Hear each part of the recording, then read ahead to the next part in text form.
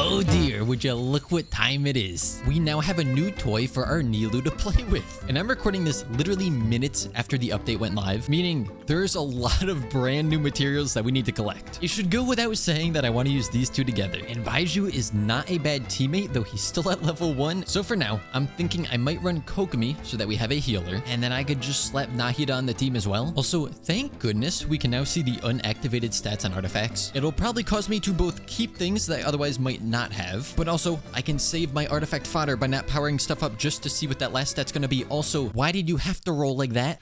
Oh, and then you do it again. Okay. And a third time. I guess I know how our luck is gonna go for this video. And I think it goes without saying, Lauma is probably gonna want one of these sets from the new artifact domain, but since I do not yet have those, I'm thinking I might just try to go with a 4-piece Deepwood Memories for the time. Okay, maybe just a 2-piece. Maybe a 1-piece. Okay, in my defense, if we sort by our Dendro characters, Nahida is not even fully built, and then no one else is built at all. Hence why I've never really farmed this domain. Ooh, is this a new thing? It seems like because the update just came out, the stuff that we need to do talent things are actually just available right now. I am so aware that this is not how she is meant to be built with Dendro damage and crit, but if I don't have the right artifacts for her, I might as well just try to have some fun, at least until I actually get her what she's supposed to have. And then for a weapon, I don't have her signature. I guess Lost Prayer to the Sacred Winds it is. So would you look at that, a 101% crit rate to 150 crit damage ratio. I think I might want to swap to a crit damage circlet. There we go, 78 to 196. Now, I think it's time for me to make my way over to Nod-Krai and start collecting some stuff. Let's see if we can actually use our level 40 Lauma to farm some of the talent materials. She's most likely gonna take a lot of damage here. Oh, this is kind of a satisfying domain to clear. Or it might just be that the Bloom team is pretty satisfying to use. Wait, what? Hold on. What is, so 20 resin, okay, that's normal, and then condensed resin 3 times, or you can just use 40 resin for 2 times without having to craft into condensed. In case it's not apparent, the only thing that I knew that was going to be new in this version are the characters in the region. Any quality of life stuff I have no idea of, which I kind of love because then I find stuff like that and it's like, what? Oh, that is so nice. So I'm curious how much condensed resin actually costs now. It is 60 resin, which means the next logical step is increasing the resin cap to 240 so that it evenly goes into 60. But also I love that means I don't have to always do condensed resin anymore. Being able to actually spend double resin without needing to use a condensed resin is something that I always wanted them to do, but didn't think they actually would do. As we can see, before I can upgrade any talents, I first need to ascend the character, but also I need to get some of these. And to ascend the Llama, I gotta make my way over to the Radiant Moonfly. My question is, can I take out this boss using this team? Because I don't know if it's gonna be super Dendro resistant. Wouldn't surprise me if it is. But so far, seems to be going just fine. I don't really want to put Lauma on the field because she will die in 1 hit. Okay, that was great. Easy boss takedown. And now I just need to do this a ton more times. And we did get one of the 4 times drop. Well, not 4 times, but like four. We got 4 drops. Oh, I was going to be all excited because I could send Lauma. I forgot we need the regional specialties. Yeah, I have not gotten to those quite yet. Guess I'm going to have to head over to that island. It is time to gather some of this Moonfall Silver for Lauma. As, I don't know, I feel like ascending her might be kind of important. I also kind of realized that because Lauma's antlers count as part of her body, I think that makes her the tallest character in this game. I don't know who the tallest was previously. I'd assume it was Ito, but I think with the antlers, Lauma is just slightly taller. All right, so I grabbed all of these that I could find on the surface. It looks like there are some areas underground. I don't yet know how to get to those or if they're locked behind a world quest. I'll figure that out in due time, but we can ascend the Lauma for the 2nd time. Level her up to 50, and I need more of these. Okay, so I was gonna go craft them, but then I realized I could spend some of the Stardust I have because I have so much of it and I just bought some from that shop. So we'll just keep on the ascending train until this point where I'm out of these and I'm out of boss drops. Back to the boss we go. Show me 4 drops. 3. Okay. How many did I need? Oh, I needed the 4. Not the end of the world though, because I still do need some more of these. A little more time has passed at this point, and I'm now able to ascend a Lauma for the 4th time, which does get us access to another one of her ascension passives. I have to say, considering that she's using Lost Prayer and she's on 1 artifact that is main stat Elemental Mastery, she still seems to have quite a bit of Elemental Mastery. I've also now just realized that Nahida's talents are not leveled. Since the video that I recorded on the Creator Experience server server. I've learned that with Lauma in a Nilou Bloom team, you only really want one character from Nod-Krai. I think it goes without saying I will be focusing on the skill and the burst. Level 6 is the cap of what I could do at her current ascension, and that is where I'm able to get both of them. I thought she was going to use the weekly boss drops from the most recent domain, but apparently she uses this one. I thought I was being efficient and maybe farming the one thing that I could pre-farm, but it turns out I wasn't. I don't know how this team is going to fare in here. I also brought no Natlan characters, which may or may not be a bad thing. I'm going to find out real soon. This part should be fine. It's just elemental application. Oh, I don't think I quite did it in time. Oh, iframe. Very nice. Never mind. Did not iframe. Very bad. I don't think I've ever done the thing in time to avoid this happening, so I just iframe out of it. It accomplishes the same thing, really. Oh, one-shot Nilou. That's impressive. Excuse me. You don't have a health bar anymore. Can you just come back really quick? Thank you very much. All right, so it is progress time. I got Nahida's talents, at least the relevant ones, up to level 8. Should have been done a long time ago. And then for Lauma, I collected up more of the Moonfall Silver in one of my other accounts worlds, and I farmed as many of the boss drops as I could. That means with some of these, we can ascend Lauma for the second to last time, and I'll get her up to level 80. That of course allows us to once again work on the talents. So we'll bring the skill to level 8, and since I have 32 dream solvent, I'll get the burst up to level 8 as well. I'm gonna attempt to get enough boss drops, though it is gonna take all of my remaining fragile resin. First one gives 3. Second one gives also 3. I would love to save some fragile resin here. Luckily, from leveling up Lauma, this fight is getting easier and easier. Third time gives another 3. All right, I think I've lost hope of getting 4 drops. Oh, also, I'm sure that leveling up Nahida's talents helps with this fight too. Another 3 drops. So even without getting lucky with the drops, using all of the resin I have, and of course I get 4 in the last one when I literally don't need it. How does this game always know to do that? Oh, you know, I forgot. I still don't have enough of her regional specialties. I guess I might be taking a trip to a different one of my worlds, because we have everything else at this point. I'll be right back. And right back I am. Now, with all of the Moonfall Silver that we need to max ascend Lauma. Since she's a character that does a lot of stuff with Elemental Mastery, I'm sure that leveling her to 90 is not a bad idea. But there are so many characters coming out that I'm gonna probably want to get, so I'm gonna save some of my XP and just put her at level 81. Now, obviously, her current build is interesting. I would not mind getting her signature weapon, obviously, but this Clink Clink Clash event is gonna be starting tomorrow, and there's a free 4-star catalyst that we can get in it that seems like it'll be pretty nice for Lauma. And so I think I actually want to wait for that to give to her as her main weapon. I do have 2 elemental mastery catalysts that I could give to her, but obviously I am running Nahida on this team, so I don't really want to take her weapon away. And the Star Colors watch does want the character wielding it to create a shield. Lauma doesn't do that, and so while it could still be decent for the elemental mastery bonus, I think I'll just leave her on Lost Prayer for the time being. I mean, she's got 800 elemental mastery and a pretty decent crit ratio. Her energy recharge is a little lacking, but that 4-star weapon should help with that. Plus, if I can actually get her onto the artifact set that she wants to be on, we'll get an additional 20% energy recharge just for having that. I do have a couple of pieces already, but nothing that I really want to invest in. And those artifacts I just got from exploring. Each island has a space similar to the tribal spaces from Natlan, and so I got a couple free artifacts without having to spend any resin. And it's probably also worth noting that my Nilou is C6. But just to be clear, the only constellation here that really affects Bloom or Lunar Bloom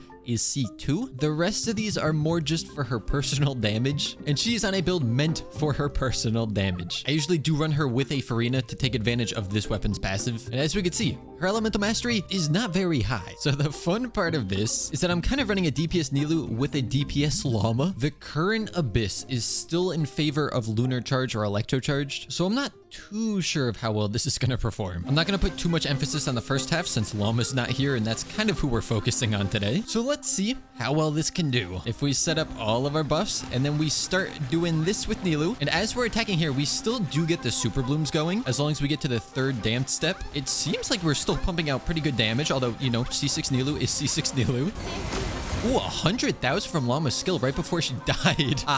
And then my internet goes down. Yeah, that's about a once-a-day occurrence. Let's try this again. First dude is pretty easy to take down, plus we get some free vaporizes in there. Then I actually need to focus on dodging a little bit, it would seem, as I don't exactly want Lauma going down instantly again. It's kind of hard to see how a character performs when they're dead.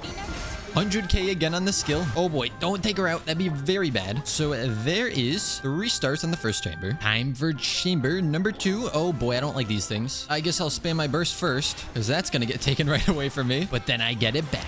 And then skill hits for, was that 120 something thousand? Oh, right. There's a whole second boss here. I think I've also come to the realization that my Nahida doesn't have much energy recharge. Look, it's just like I said, I haven't really built Dendro characters until now. I'm just slightly late to the party. All right. So chamber 2, also taken down. I'm slightly worried about chamber 3, because on the second half, it's a boss that you want the Natlin characters for. Pickleman was the reason why I had to bring Electro Charge on the first half. Really wasn't an option. And now for the second half, we have this thing. And I don't really have a character that can climb up the pillar things that it spawns in. However, Lauma can turn into a deer and jump twice. So I'm kind of curious to see if that'll work. All right, here we go. Lauma, deer form. Okay, and then boom, boom. It does work. That's good to see. It was also good to see that 140,000 on a skill. Put up the burst. We'll put up the skill again. Oh, we missed our crit. I'm kind of surprised chamber 3 was the easiest one. I know I didn't do floor 11, but that's a lot easier than floor 12. So even when Bloom wasn't boosted in the Spiral Abyss, Lauma still performed just fine. Not to mention, she's on a bit of a wacky build. She's not really meant to be built like a DPS. However, I just want to see, with no setup,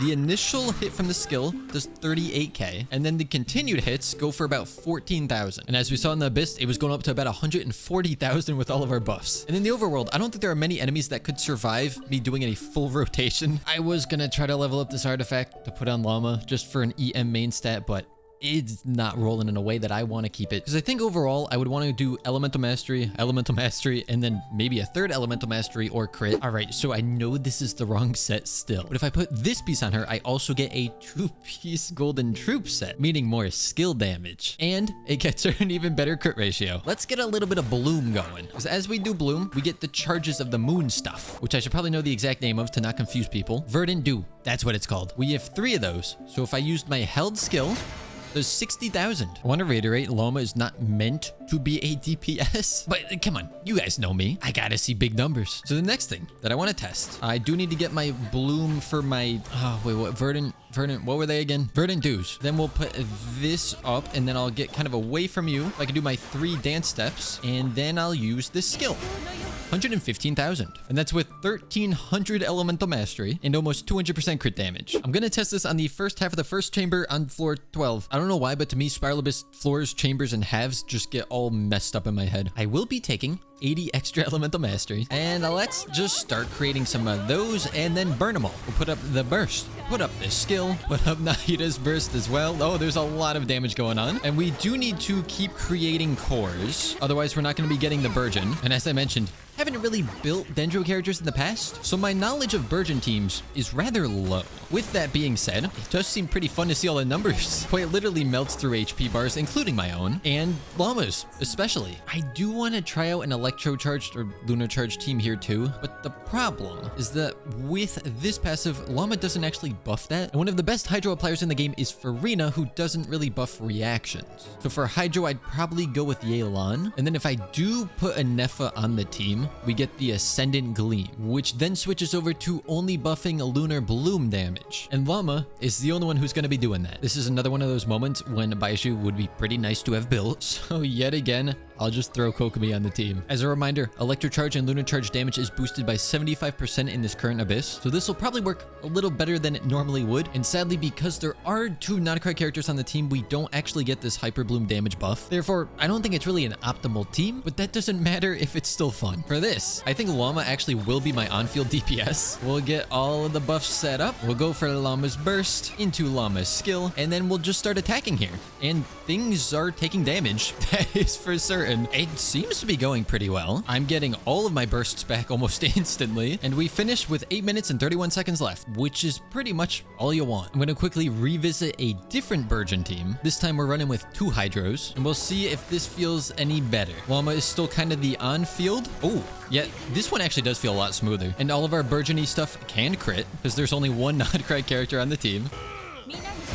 Oh, that was satisfying. And that finishes in pretty much the same amount of time. It has now been a couple of days since the last recording. I've been using all of my resin to try to get artifacts that are on the correct set for Lauma. And it is just not really been working out. But I did get this piece. Anemo damage bonus, double crit, and EM. I don't know what role she's gonna play, but this girl, who in the Japanese dub they pronounce it as Yahora, she has an Anemo vision. So if nothing else, maybe I can make her a DPS too. I've also just thought of another team that I should have tried already. If my Nilou is built to be a DPS, then the best thing to do is pair with something like Vaporize. But similarly, I can just run a burning team with Nilou. I have 0 sustain, so this should be perfect. Oh, and I forgot that these two were standing right here. If I zoom in, we could see right there, that's an Anemo vision. So she is probably gonna get this artifact. But obviously with every new character that gets introduced to this game, the main purpose of them is to make Nilou stronger. Trust me, I'm an expert. So all I have to do is set up our burning reactions and then start doing this where we get lots of free vaporizes because of it. So we're seeing 89,000s mixed in there. If I use the